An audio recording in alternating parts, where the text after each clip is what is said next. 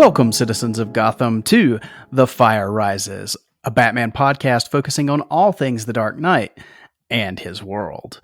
If you'd like to connect with the show, you can find us on Facebook, Instagram, and X at tfrbatpod.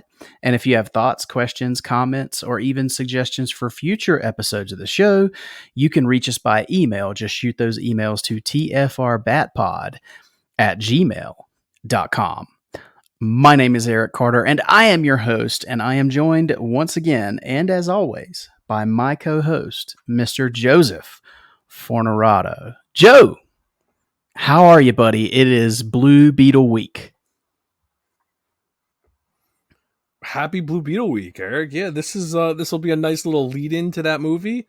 It feels like we haven't recorded in forever. And you're right, because a little peek behind the curtain. We recorded the last one ahead of time. So, gosh, has it been 3 weeks? Yeah, 3 weeks since we recorded. Yeah, and now we'll with the movie coming out this weekend, hopefully if all things go to plan, we'll be recording twice in 1 week. Yeah, and then we'll have. I haven't decided if we do record after Blue Beetle. I don't know because. Honestly, just judging by ticket sales, I want people to be able to see the movie before we put out the episode. So I haven't decided if I'm going to wait a week after we record, but we'll see. We'll talk about that. But either here nor there, this is the week that a new DC film releases. We have Blue Beetle coming out. As we're recording this on Monday, August 14th, it comes out officially this coming Friday. And we wanted to kind of celebrate that Blue Beetle was coming out by kind of dedicating an episode to Blue Beetle. So we are going to get into a few animated episodes that Joe and I have watched in preparation for this. So we're going to go over those in a moment. But first, Joe, I don't even think we had discussed this the last time we recorded. It kind of came in after we recorded. I recorded a little spot to put into the episode beforehand. But we do have a new partner sponsor in organic priced books. How exciting is that? Yeah, you had sent me the info on it. It happened like right after we recorded, and we've already had some people use it. Which is we've actually had quite a few people take advantage of our link to go to Organic Price Books, and they've used our promo codes and saved on some awesome graphic novels and collected edition of comics. So I would highly recommend, guys, if there's anything on your wish list, if you're looking for a particular omnibus or absolute edition or a deluxe edition or even just a trade paperback, go to our link in the description of this podcast and go to Organic Price Books there. Use our promo codes. You can use the first one, that's tfrbatpod, and get $2 off your order. Or if you order 3 or more books, you can use the code tfrbatpod, ship it together, and get 5% off your total order. Now, there's all kinds of things. I know I just got the Batman TMNT Omnibus. We have Superman for All Seasons, the Absolute Edition, coming soon. So there's all kinds of exciting DC and Marvel or IDW or Dark Horse. There's all kinds of exciting books out there. So go take advantage of that and save yourself a little bit of money and support this show along the way. Now, Joe, I know I had said it in that little ad we recorded last week, but for me, I think Omnibus and Absolute are my favorite way to collect these books. Don't you think so? Well, it seems like, in all honesty, right now, those are kind of the only books I'm buying, other than like a few deluxe hardcovers. But the omnibuses and the absolutes, like we have Superman for All Seasons coming out soon. And the one thing I really liked about organic price books is you can pre-order. A lot of the other discount sites, you can't do that. So I love that you can pre-order these books before they, come out. You don't have to wait till they're actually released to save. Absolutely. So I'm looking into Superman for All Seasons already because that's one that's definitely on my radar. Absolutely. And there's several that I want, and like you said, the pre-order feature is amazing. But the thing about these books, these absolutes and these deluxe editions or the omnibus, they're not cheap. But through places like Organic Price Books, who they're a small business, they've been around for a couple of years, and they're really big on the community. Uh, they're offering you a huge discount already, and then, but by becoming a listener or just being a listener of this show, they're saving you even more. So again, go down to the description of this podcast, use that link to go order you some books, and use our codes to support this show and save while you're doing it. But yep, that's Organic Priced Books. But without further ado, Joe, we've got 3 animated episodes that we're going to get into today, and they're all Blue Beetle centric. So why don't we just go ahead and get into it? The first 2 episodes we're going to cover are from the series Batman, the Brave and the Bold.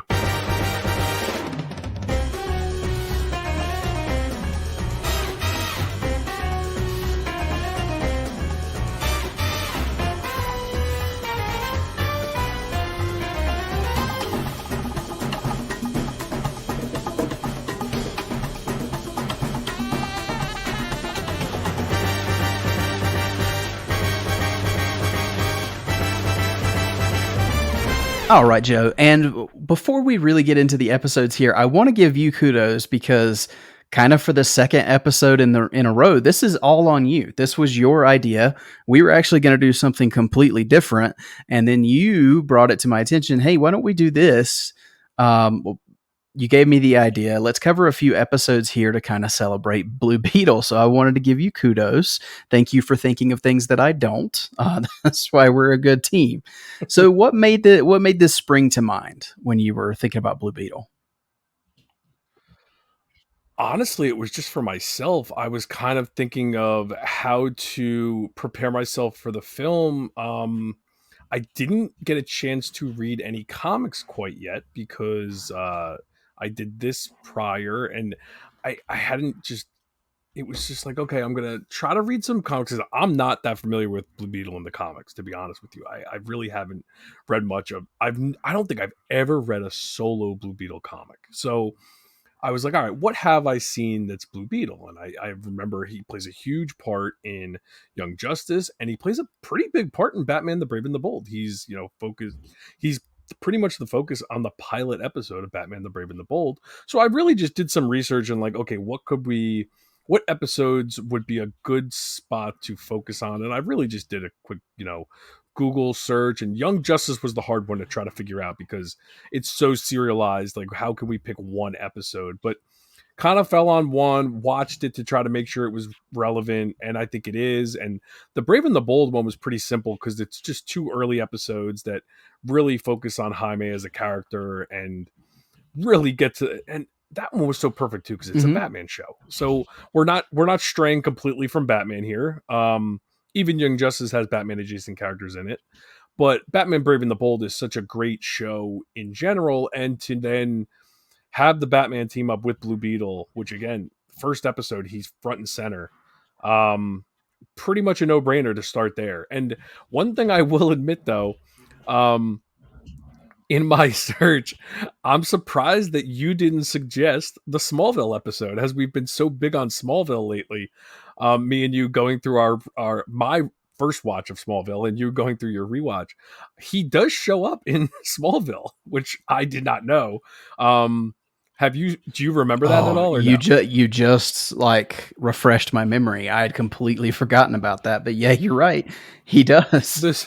The suit's pretty funny. I just saw a picture of the suit, and wow, I can't wait to get to that in it's not quite the suit that we're getting in this new movie, that's for sure. No, it's not. But anyway, thank you for the suggestion. But without further ado, let's get into it.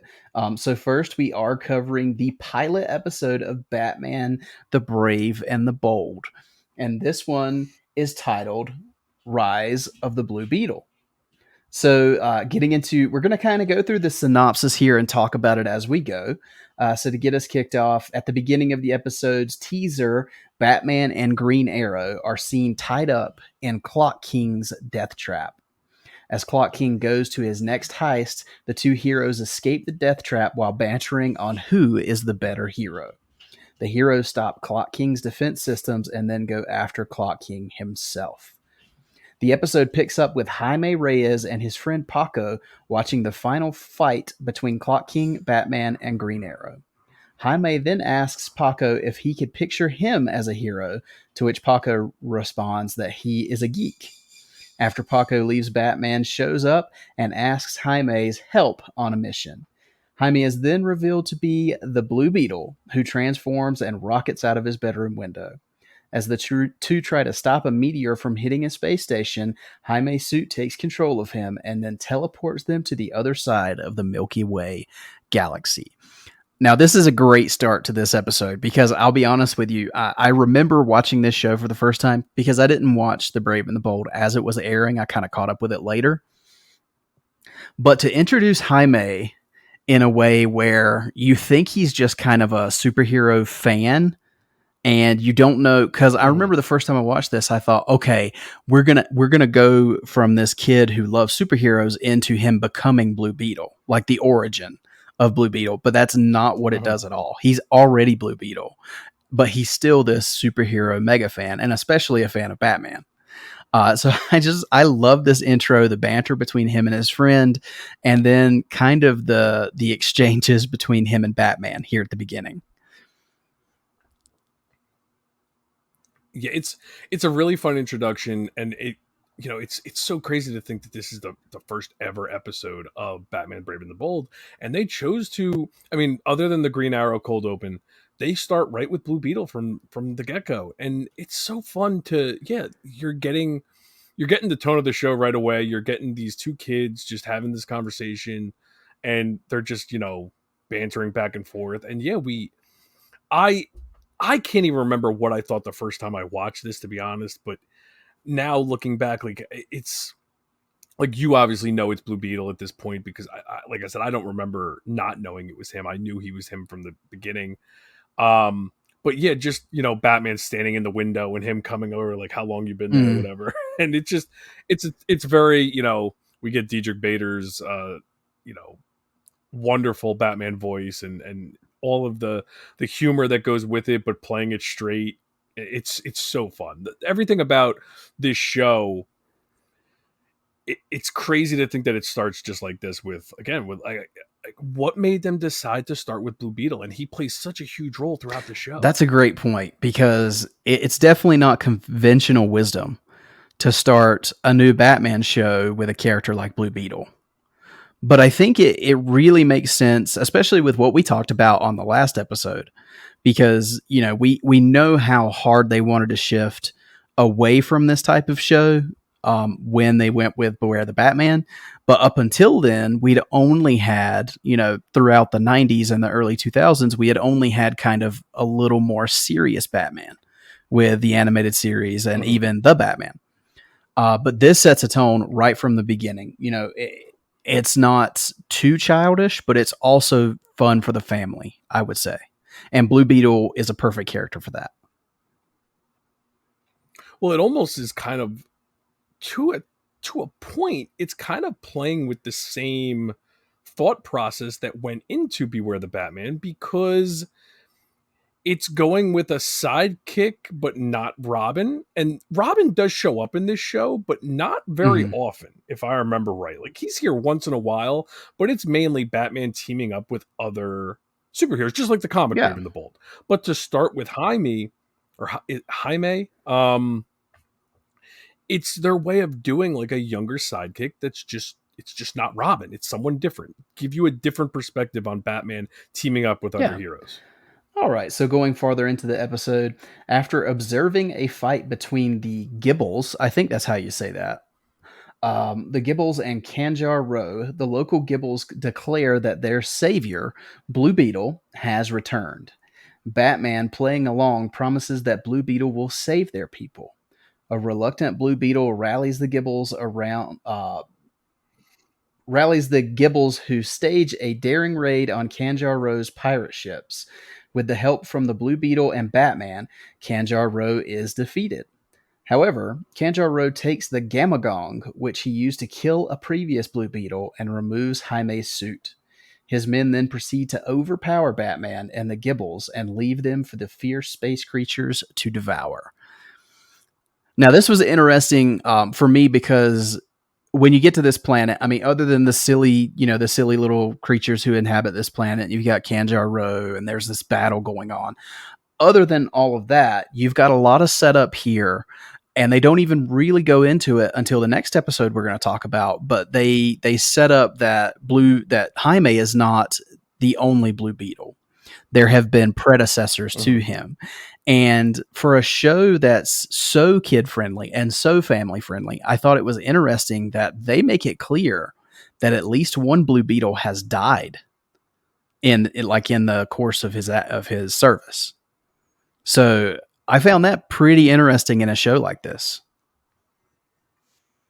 Yeah, I guess that's the difference between the censors on what was it Fox back in the day was Batman the Animated Series? Um and then here this was Cartoon Network, so they were able to get away with a little bit more. But yeah, and they play it off as a joke. Like nothing is ever too serious. Like nothing is ever too adult for the kids, obviously. But they don't shy away from the, for lack of a better term, trigger words that they used to have for Batman the Animated Series. Like you weren't allowed to say kill or die. It was like destroy. Like they used to find ways around those words. Where here they're playing it straight. They're doing their thing and it was fine. But yeah, I love how it was like Batman would say something and Jaime would kind of be like, "Wait, what?" And Batman would be like, "Oh, never mind." Like it was just like it was all played for laughs, but you know there's more to the story, and it's cool that we chose two of the correct episodes to get the the follow up for that. Yeah, and I love that part where they're talking about the previous Blue Beetle. And Batman says, well, I can't remember exactly what he says, but something about, passing on the mantle if he dies. And Yeah. Jaime was like, they just looked at him really funny and he said, or retires. Yes, that's exactly, yeah, that was the part I was Yeah. thinking of. So, but I also love that they set up that Blue Beetle is not just a earthbound hero. He's kind of a galactic hero, I would say, because we have this other world across the galaxy that hails Blue Beetle as a hero. They even have a statue erected of him. So I thought that was a pretty cool setup for the character.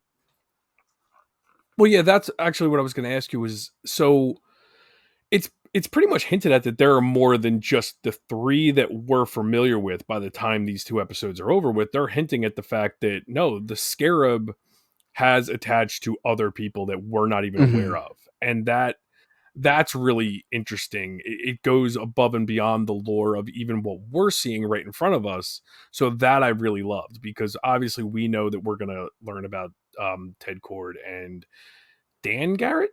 Is it I Dan think Garrett? so. Yeah. We're going to learn about them, and they play with their mythos a little bit here. But yeah, I love that there's just a big history of this alien creature that we really don't know anything about, and Batman knows a little bit more than Blue Beetle does. Yeah. But yeah, really really Yeah. interesting. Well, moving on here, while Kanjar-Ro tries to remove the scarab from Jaime, Batman finds that the Gibbles can be powered up by electricity when they take to be the power within that Blue Beetle mentioned in his previous speech. On the second attack on Kanjar-Ro's ships, Kanjar-Ro uses the scarab on himself and easily defeats Batman.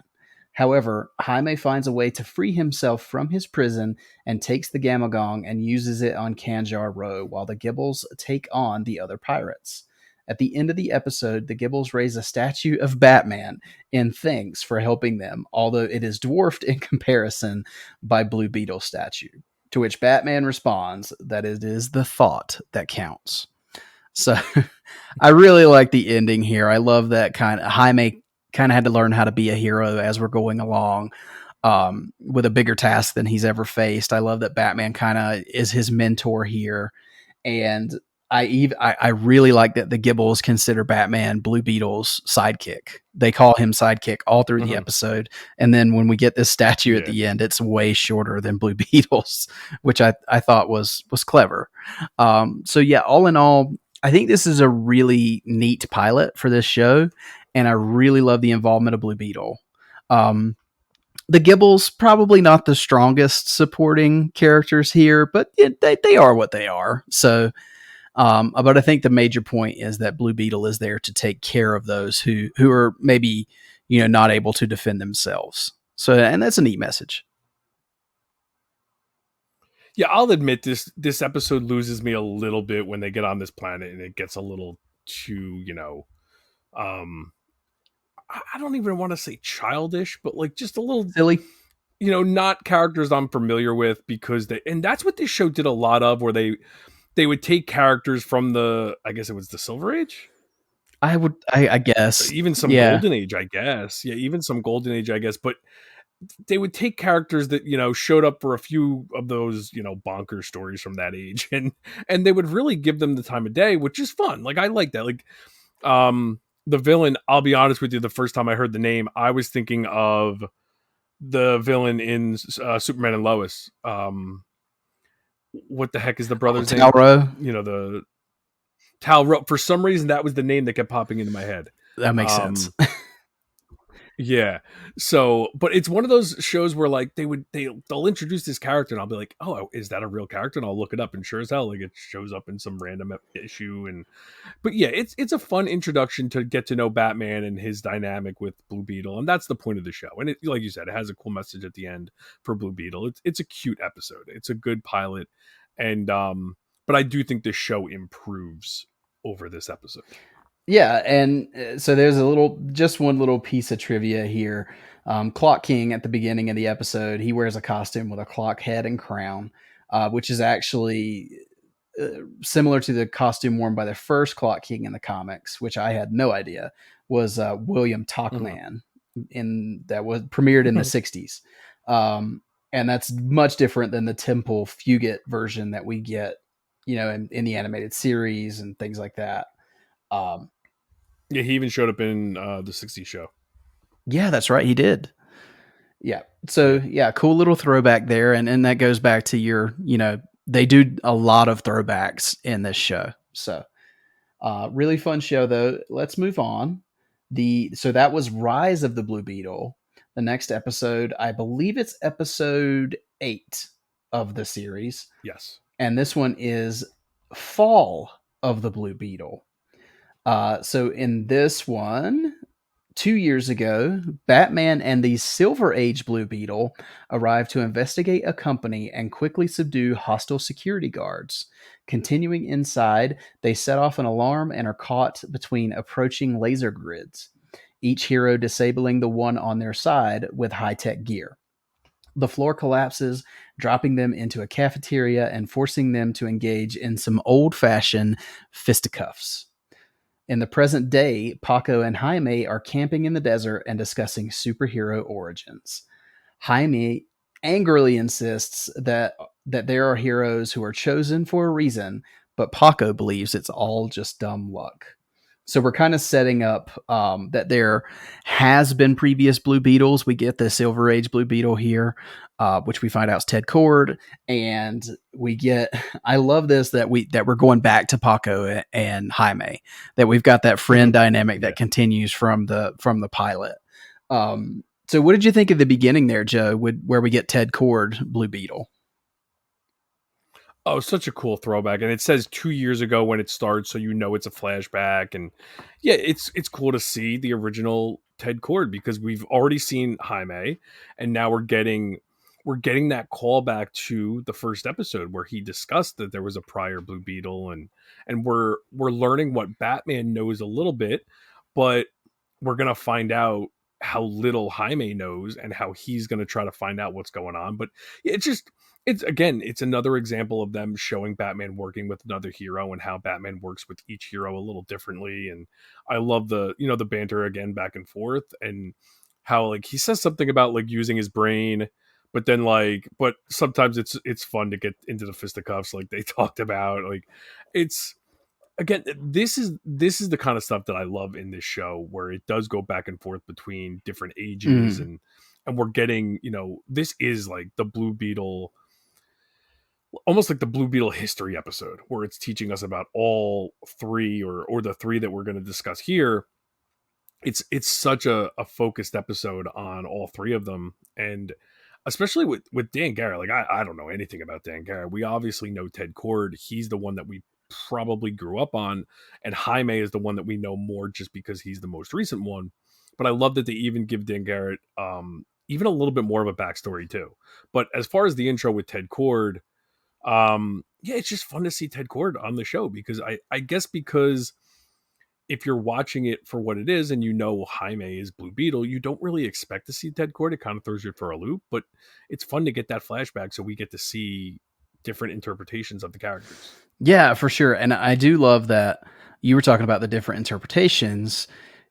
You can tell immediately without even getting into the backstory that there's something completely different about Ted Cord than there is from the Jaime Reyes version of Blue Beetle. Mm-hmm. I mean, even from just the look, like you can tell even in an animated fashion that Ted Cord's Blue Beetle suit is not, some kind of alien tech.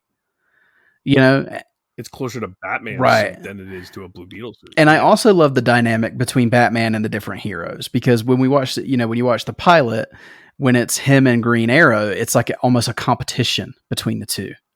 Mm-hmm. And then in this episode, when you see Ted Cord and Batman together, it's almost like admiration. Like, respect they're equal. Exactly. Yeah. And they're comparing, this little gadget with this one and like almost like taking notes on each other, which I think is neat. Yeah. All right. So the magnetic supervillain Dr. Polaris steals gold from a depository while easily deflecting the guard's bullets. Batman and the teenage Blue Beetle move in, but Blue Beetle is more interested in discussing if he was chosen deliberately or randomly to be a Blue Beetle. Batman says he's nothing like the one that he knew. Dr. Polaris takes control of Batman's utility belt and pulls the hero towards him. The Cape Crusader quickly releases the belt and activates a timed explosive, knocking out the bad guy. He tells Jaime that he's nothing like the Blue Beetle he knew, and Jaime is surprised he's been holding out. Batman angrily refuses to discuss the matter further and departs. Once he's gone, the Blue Beetle's armor downloads internet data for him on his predecessor, who operated out of Hub City. Blue Beetle arrives at Cord Enterprises and his armor takes over, flying him to the secret lair below. The lights come up to reveal a high-tech facility, but covered in dust. Jaime finds the Bug, the Silver Age Blue Beetle's high-tech flying vehicle. He taps into the systems and accesses the trip log showing his last destination. Jaime thinks his predecessor may be in danger and ignores his armor's warnings to backtrack along the route. Okay, so I have no idea who Dr. Polaris is, and that's probably I don't. Maybe it's Silver or Golden Age villain that I'm just not familiar with.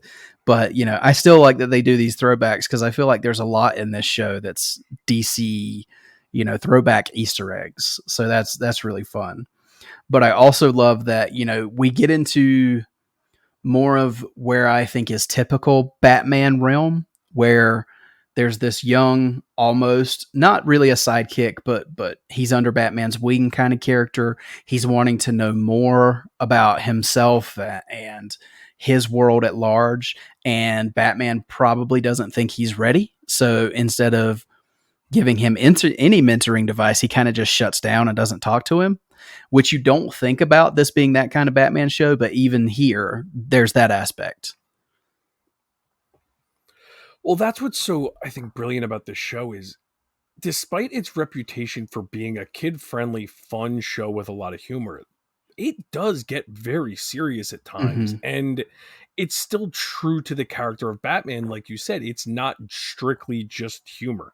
You're still seeing Batman withhold information from another hero because he thinks it's what's best for him. Like that's so on brand for Batman in every iteration. And you could tell like he doesn't want to tell him what's going on. He's withholding that for, like I said, for his own good, he thinks. But I love that, we get to see Jaime do his own investigation and try to figure out what he can. And that's where the story takes us. Yeah. And I love all these, throwback Blue Beetle artifacts that he finds. And is the Bug, is it not originally part of Jaime Reyes's arsenal? Because I know they set it up that it's Ted Cord's, it was the original Blue Beetle. I always thought it was Ted Cord's. Right, but I thought it was just always widely associated with Blue Beetle as a whole because, you see it I don't think it Do is. you not see it in Young Justice here and there? But I think they got it from Ted Cord. Maybe. Maybe so. I like it's Ted Cord's ship, and like they have it from him because Ted Cord didn't use the Scarab. He had everything Right. as scientific technology as opposed to alien technology. So like it's kind of the old saying, like why would why would the Flash need a car? He can run. Why would Blue Beetle need a ship? He can fly. True. And I guess that they'll probably set that up in the movie as well, that it was Ted Cord's. Yeah, that's what I'm gathering is he gets it from Ted Cord in the movie as well. Yeah. Gotcha. Okay. Well, Batman flies off. Wait, on the wrong place. The bug arrives at a cloaked island, but before Jaime can investigate, Batman contacts him by radio to apologize. He says that there's some things Jaime isn't ready to learn, but Jaime informs him he's investigating his predecessor's disappearance and cuts off. The bug lands and Blue Beetle-like robots emerge from the ground to attack. Jaime manifests a battle cannon and starts destroying them, but a scientist arrives to tell him to stop. The man introduces himself as Ted Cord, the Silver Age Blue Beetle, and they're on Science Island. Batman flies towards Science Island, remembering how Ted Cord used to get him in trouble. He remembers back to when he and Blue Beetle broke into a laboratory to recover the alien scarab that Ted loaned to a scientist. They confront the scientist in his lab, but he activates robots to attack them. The scientist flees, but Blue Beetle manages to snag the scarab from him before he escapes. So we're getting a little more setup there, and I love that we're going into, like, we're kind of taking a long trip to get to the end point here, and we're getting these flashbacks of Ted Cord and Batman, and the setup of this rogue scientist, who I kind of saw this coming. As soon as they started setting up a rogue scientist, I was like, okay, well, this guy on Science Island, he's not Ted Cord. But I do like the setup because we're getting even more of Jaime learning, that not everything is as it seems, and he's doing his investigation, as you said. But also there's a little bit of a learning, for Batman here, because he is learning that his tactic doesn't always work. And I like that he actually reached out to apologize to Jaime, because that's something I think they cut that short sometimes in Batman media. Yeah, very true. It's almost like maybe some writers are apprehensive to show Batman in that light, where other writers, I think, embrace that, where he might be a little stoic to begin with, but he's gonna ultimately still care. Yeah. And it's just a difference of opinion on what some writers would want to do and some won't. But yeah, I love this. I love that I think this is what the best comic interpretations do, is they take very important moments from the comics, but change them a little bit to fit the story. So, like, Ted Cord's death in Infinite Crisis is such a huge part of the character, but they're changing it up here to make it more relevant to the story they're trying to tell. And I love that. Like, I think Ted Cord making a sacrifice is much more important for this show than the way he dies in Infinite Crisis. Yeah, absolutely. I agree with that. So, and I like that they incorporate Dan Garrett so much more, because I don't think there's that much connection with Dan Garrett and the Scarab in the comics, but I could be wrong. No, I think it is kind of, that Ted Cord discovers the Scarab kind of thing, and then of course Jaime Reyes. And is that even a retcon? It could be. The Scarab. I think the Scarab was invented with Jaime Reyes, and it's a retcon that Ted Cord had the Scarab. I don't think the Scarab was ever introduced until they decided to introduce Jaime. Right. Which, I mean, if it's a retcon, it's one that works. So. Oh, absolutely. And I think the show does a great job of bringing all of that, not full circle, but makes everything relevant. Yeah, absolutely. But on Silence Island, quote unquote, Ted kind of gives Jaime a guided tour of the island and boasts of wanting to help mankind by harnessing the power of the Scarab. So he gets Jaime to agree to hook the Scarab into basically his island to power his robotic minions. And Jaime mentions Batman, and Ted laughs knowably. After Jaime is done, he goes to grab some rest and Ted tells his robots to go on defense patrol against Batman.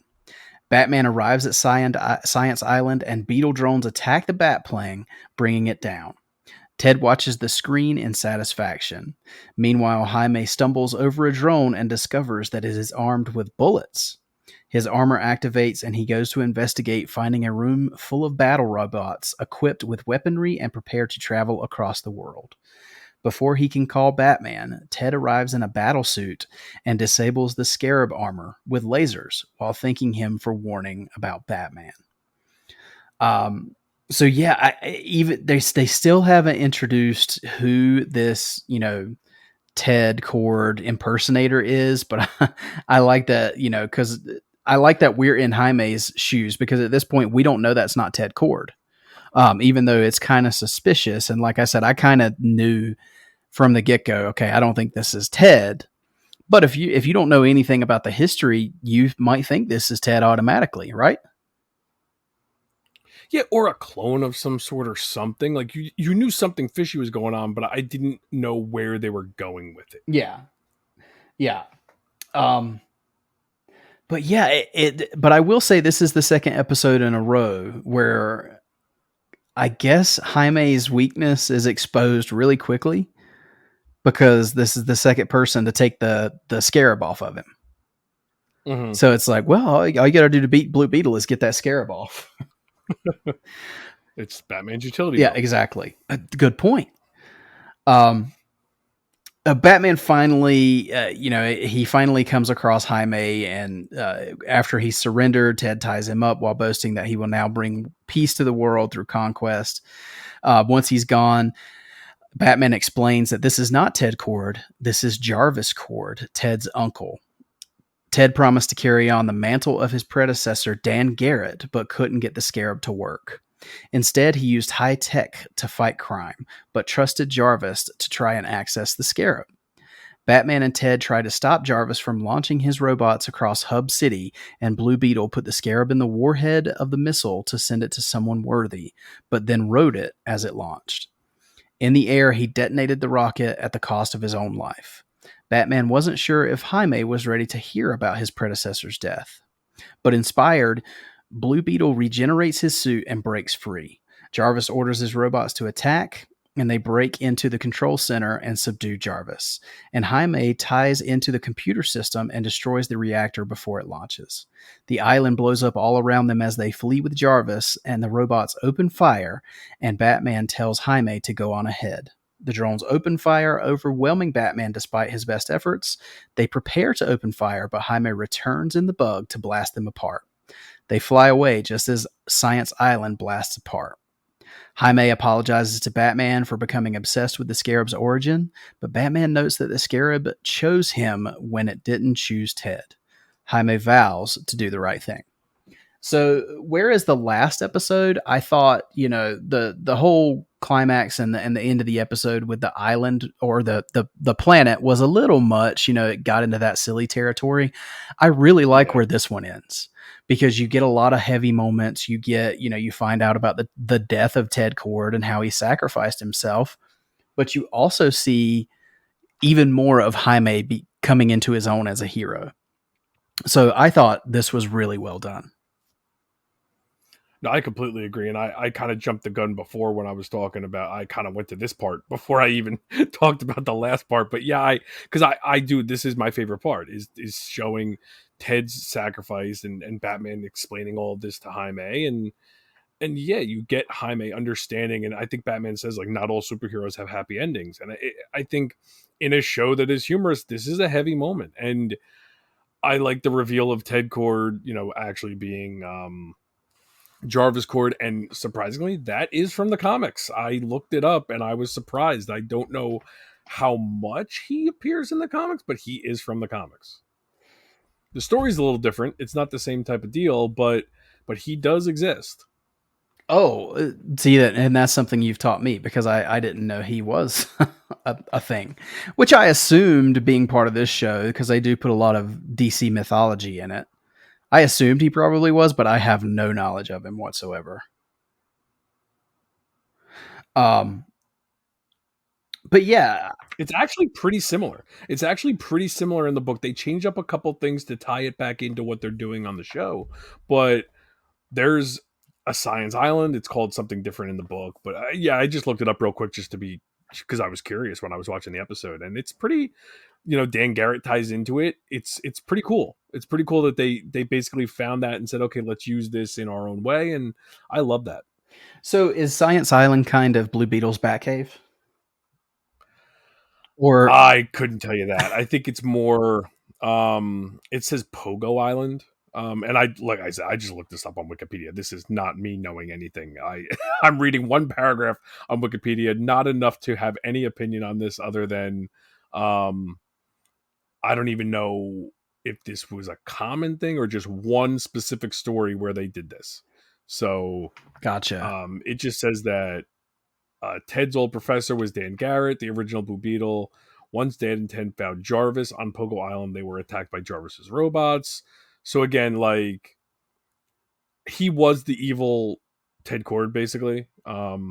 He was his uncle and is a brilliant scientist, but he was using Ted's knowledge to do evil things with these robots and stuff, and they had to stop him. Yeah, gotcha. That makes sense. Yeah, I thought this was, even though I really did like the pilot. I thought the pilot was a great start for this show. I thought this was a much stronger episode. I really like the dynamic between Batman and Jaime here. I love that, Jaime is just insanely curious about how he became Blue Beetle. And, he's even discouraged when his friend Paco tells him, it's just kind of dumb luck, because I think they're discussing Green Lantern at the beginning and how he got his powers. Yes. The ring makes the hero, not the person. Right. That kind of thing. And I love at the end, there's that reassurance from Batman. Well, the Scarab didn't choose Ted, it didn't choose Ted Cord, but it chose you. And I really like that because it's giving more credence to that hero's journey. Definitely. But that is our 2 episodes of Batman the Brave and the Bold, Joe, unless there's anything else you wanted to touch on there. No, two really fun episodes and 2 really informative episodes of what to, you get the almost the Cliff Notes version of Blue Beetle as a character. Mm-hmm. And we're going to see another version of the Cliff Notes, another version of the history of Blue Beetle, talking about the Young Justice episode. But I think that's a really interesting, fun way to show Jaime and how he came to be and incorporate all the other Blue Beetles. It's just, I like that, we go from that to now going into Young Justice. We're getting a totally different show tonally, but still the heart of Jaime Reyes is pretty much the same. Yeah. Yeah, I agree. But to move on, let's move into that next show. So we are talking about Young Justice now. So without further ado, let's get into it.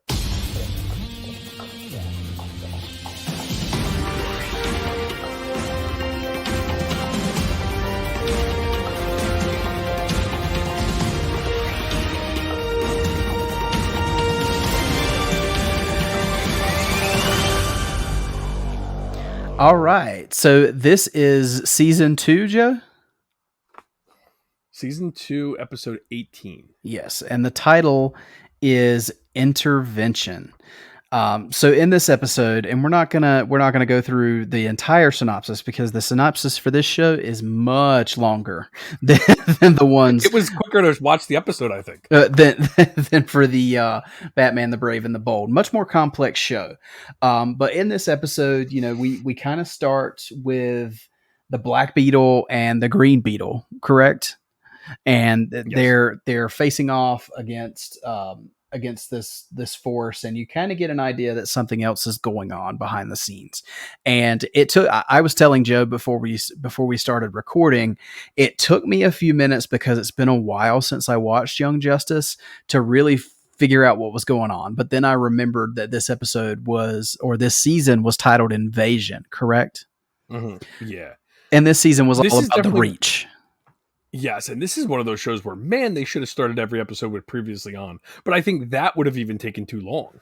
That's probably why they didn't do it. Like, how do you sum up everything you need to know going into this episode in like 30 seconds or a minute? So, but I could have used a little bit of a recap because it's been a long time since I've rewatched the show, which all this did is remind me that I really need to rewatch this show because, man, I love this show and I miss this show. And as much as I was happy this show came back for seasons 3 and 4, I do think seasons 1 and 2 are. I mean, I don't want to crap on seasons 3 and 4, but I do think seasons 1 and 2 were almost perfect, and I don't think 3 and 4 could have ever lived up to that. I enjoy seasons 3 and 4 as much as I can, but season 2 I think is just masterful storytelling in animated long form. It's so crazy what they pulled off on this show, and it's going to be a hard episode to talk about just because of the nature of the show. And I assume we'll just kind of focus on Blue Beetle as a character in this episode because there's a whole bunch of stuff going on. Yeah, yeah, and that was my plan. Kind of make broad strokes on this one. The big picture you need to understand is that there is this invasion from this galactic group called the Reach, and they have taken control of. I think the whole point behind the episode was you didn't know who to, or the season was you didn't know who to trust. You didn't know who had been kind of taken over by the Reach, right? Yeah, and you know that Jaime, like, it's the Reach have taken over the Scarab, if I remember correctly. Right. Jaime doesn't want to be doing anything he's doing. He's trying to fight it, but he can't communicate that to anybody. So they don't know whether to trust him or not. Right now, they do not trust him because he's doing things that he shouldn't be doing. But Yeah. he's like playing it up for the public too, so the public thinks he's a good guy. It's a very complicated show. But it's done really well. Everything about this show, the hardest part about this show is picking one episode and just going back and watching it because you can't just kind of jump into it. Yeah, but I think the major point that I really like is that the Reach, they have this invasion going on, but they're trying to, yeah, they're trying to keep the status quo, right? They don't want to cause too many waves or bring attention to themselves. So whereas they've taken over Blue Beetle, they're keeping him heroic, like they're having him save masses of people. You know, Exactly. early in the show he defeats Toy Man in Metropolis of all places. Um, and he's just the only weird indicator here is Blue Beetle's being much more boastful than he normally would Mm-hmm. be. Like he's soaking in the adoration of the crowd and things like that. Yeah. Which is a red flag to the rest of the. I keep wanting to say Teen Titans, but I don't know if that's even applicable here. I think you could say the Titans. Yeah. Yeah, I mean, I don't remember if they refer to themselves as the Titans or not. In the whole, that's a good question. I honestly don't remember. yeah, it's. I can't remember either. But they are. They're the Titans. Yeah. It's okay. But I love that Jaime, what they set up here, which sucks absolutely, is basically he's trapped in his own mind. Like he can't control his body, he can't control the scarab, and he's just kind of a voice in his own head. And he doesn't want to be doing these things, but he doesn't have a choice.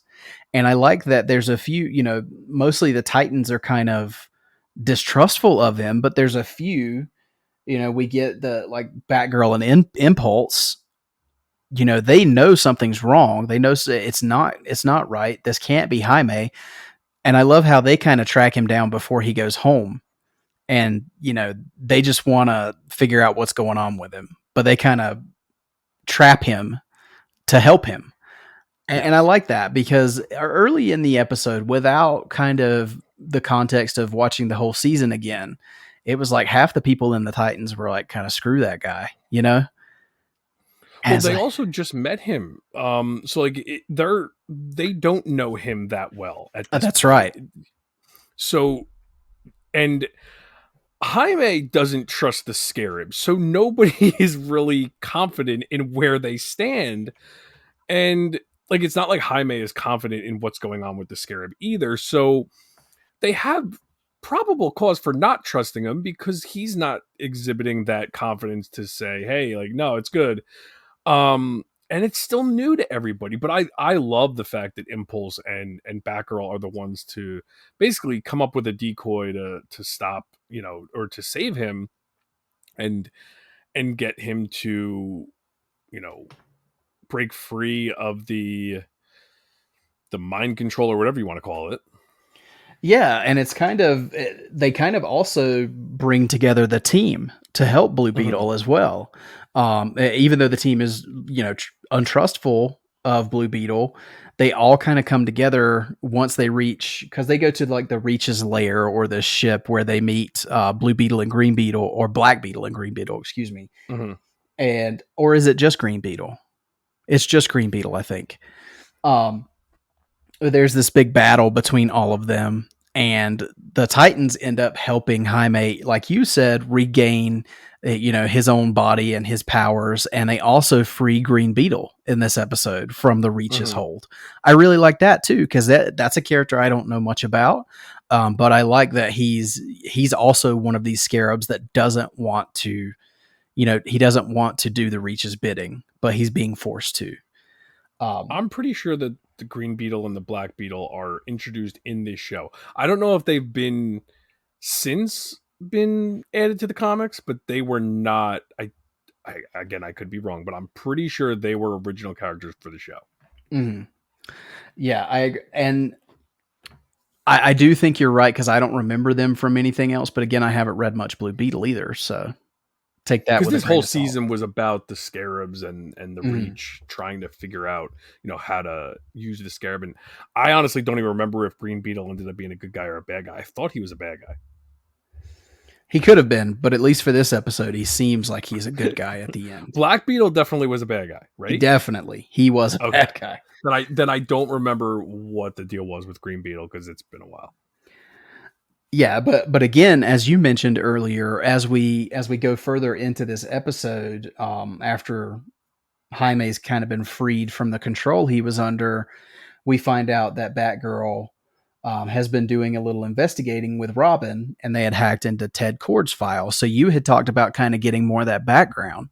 So why don't you touch on that a little bit and tell us a little more what we learn here? Um, as far as Dan Garrett and Ted Kord and all Yeah. that stuff. So I guess that's why this episode really comes up a lot when discussing um Blue Beetle as a character and where to find the best material for him. And I'll be honest with you, I haven't watched this in a couple days, and it's fuzzy because it's a pretty similar case to what's done in Brave and the Bold, where it's taking the mythos but kind of spinning it a little bit to make it relevant to what's going on here with the Reach and everything. And if I remember correctly, the same thing here with the Scarab. They retroactively bring Dane Garrett in with the Scarab. Mm-hmm. Ted Kord, and again, I could be mixing this up with the other one, but Ted Kord basically holds the Scarab because he never wanted to bond with it. Um, and then he is killed. I'm trying to remember how he was killed. Well, I think to help you out a little bit, since I have the notes here in front of me, I like that the switch here is where it was just basic science before, and it was an investigation into this alien tech. Dan Garrett was an archaeologist in this Yeah, so I'm version. I'm watch. I have it out in the background now, and they almost do like an Indiana Jones type character Right? for Dan Yeah. Garrett, which is really fun. Yeah, and it's all the hieroglyphics or whatever you want to call them on the wall, and that they notice, like Batgirl notices the stuff on the wall, and it's a fun. Again, they're doing their own thing, but it makes sense in retrospect to the show. Yeah, and I like that in this version, Dan even uses the scarab to become Blue Beetle. Yes. But then Ted, he puts it in storage. So that I think I might have said that was the case for Brave and the Bold, and I might have been confused in thinking about this when I was talking about Brave and the Bold. But yeah, and then I love how when Ted is killed, the Scarab goes right to Jaime. That's how Jaime comes across the Scarab, and we see. I believe this is the first time we see his true origin. I mean, it's not much. You just see the Scarab bonding with him, or Mm. finding him in this, but that's how it happens. Is Ted is killed by the light, and the Scarab goes and searches out for Jaime. Or, I mean, in this case, Jaime just happens to be walking by Cord Industries. So they don't really go into the fact that he was chosen or not, but he does bond with it. Yeah, absolutely. And that's what I really like about the Beetle, is that, or the Scarab, excuse me, is that it's sort of like the Power Rings. Is it's kind of like the Green Green Lantern's Lantern rings. rings, Yeah. in that it chooses a worthy successor. I really like that aspect, and it could be kind of parody, but I think the lanterns and the scarabs are so wildly different that it's just it's fair to think that there's multiple cosmic devices that could be used that way. Yeah, like it's the same principle but done in very different ways. This is almost more of like an AI. Hmm. It seems almost like you have the voice talking to him and stuff, so it's, I mean, I guess it is like an alien intelligence, but it comes across where like he has full on conversations with it, where the Green Lantern rings just kind of give information. They're not actually conversing. Right. Yeah.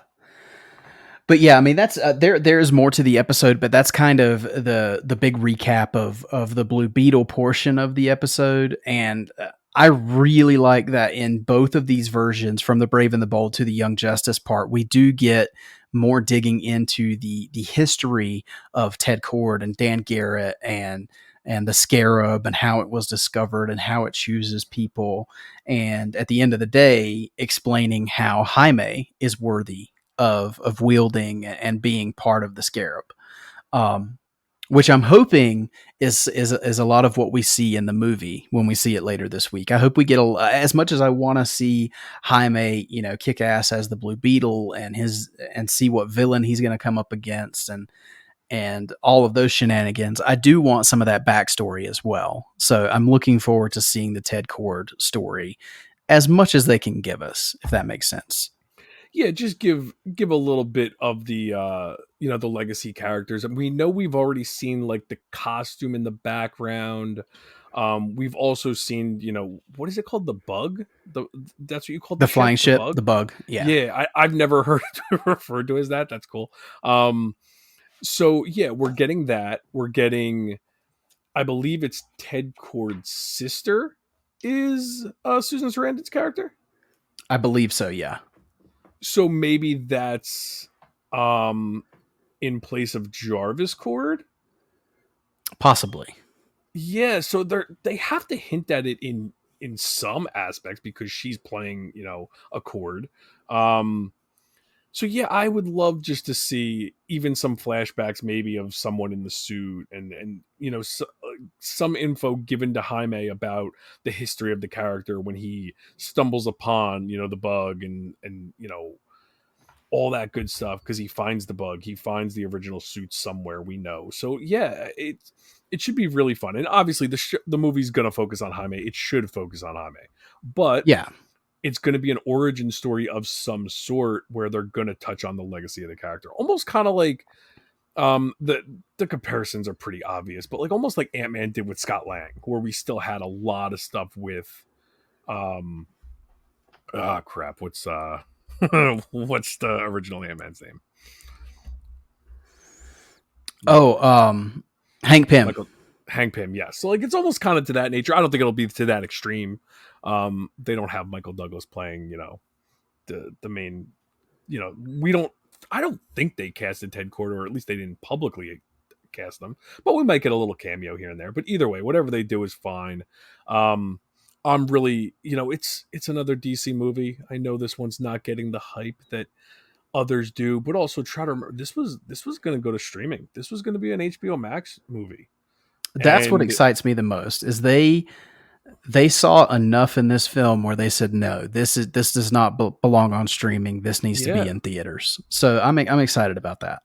and I know everyone's, not to get negative here before we close it out, but I know everyone's, just calling this thing dead on arrival, but whatever it does is better than what it would have done on HBO Max. I'm sorry, guys, but like it wouldn't have made any money on HBO Max. So whatever this gets out of being in the theaters, and it got a little bit more of a budget to get to theaters, and I'm just hoping I know I'm going to be entertained. From what I'm seeing with the early reactions, it's emotional, which I'm always here for. That's what gets me invested in these movies, is the emotional aspect, and I'm just excited for another DC movie to go see. We say it a lot. We're spoiled. It's to the point now where we get so many of these that we cannot be crazy about one, and it's okay. But I'm still excited to go see it on hopefully Thursday night. I'm in full agreement with you, and that's where I will be Thursday night, and that will be our next episode of the show. But guys, I hope you have enjoyed our kind of lead-in episode here to Blue Beetle. And my challenge to you is, Joe and I are not the most knowledgeable people in the world when it comes to Blue Beetle. So if you know of some great reading suggestions for us, shout it out. Let us know. What's some good catch-up we can do to learn a little more about not only Jaime Reyes, but Ted Kord or Dan Garrett or any of these characters? Let us know. But until then, until we review Blue Beetle for our next episode, that's where we're going to put a pin in it for today. So, Joe, thank you so much for the suggestions for this episode. And why don't you let everybody know where they can find you on social media? You can find me on Twitter or X, Instagram, and Letterboxd as jforn11. And you can find me on Facebook as Joe Fornarato, Fornarotto. And yeah, enjoy the movie, guys. Go see it. Hopefully, everyone gets a chance to go see it in some way or another. And if not, try to just embrace the Blue Beetle week and read some comics. Go search out some of these episodes, and I might search out that Smallville episode and give it a little bit. Hey, there you go. Give it a chance. Yeah. Awesome. Well, as for myself, you can find my personal accounts on Instagram, X, and Letterboxd at mecarter89. That's mecarter89. The show's accounts can be found on Facebook, Instagram, and X at tfrbatpod. Once again, if you want to send us an email, you can send those to tfrbatpod@gmail.com. If you're looking for a way to support the show, the best, easiest, and the free way to do it is to just leave us a rating and review on whatever podcast platform you listen to us on. And if you take a moment out of your day to leave us a written review on Apple Podcasts, we will read those on the show. If you'd like another way to support us, you can go to redbubble.com and search Shop TFR, all one word. We don't ask that you spend any money on this show, but if you'd like to, we certainly appreciate it. And our all kinds of merchandise is on Redbubble with our cool logos created by Justin Kowalski there. Also, our theme music was created by the wildly talented Gaurav Venkateswar, and his music can be found at gvtunes.com. And once again, for our friends at Organic Priced Books, if you follow the link in the description to this podcast and use those promo codes TFRBatPod and TFRBatPod ship it together, go find you some Blue Beetle books to enjoy in the lead up to this movie. But go out and enjoy Blue Beetle this weekend. And until next time, remember to keep that bat signal lit and pointed skyward.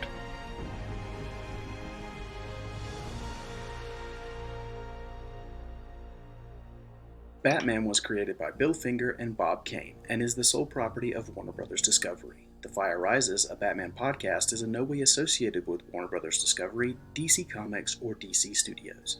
The thoughts and opinions of the participants of this show are their own and do not represent the companies that they work for. Thank you for listening. We'll see you on the next episode.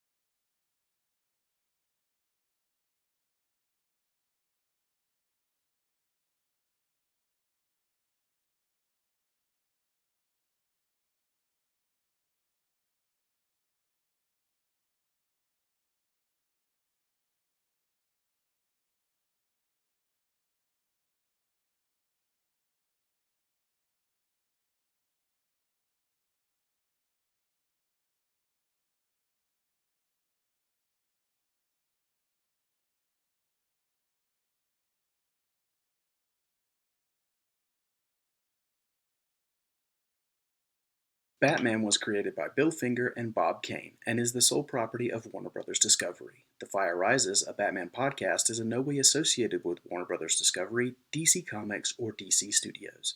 The thoughts and opinions of the participants of this show are their own and do not represent the companies that they work for. Thank you for listening. We'll see you on the next episode.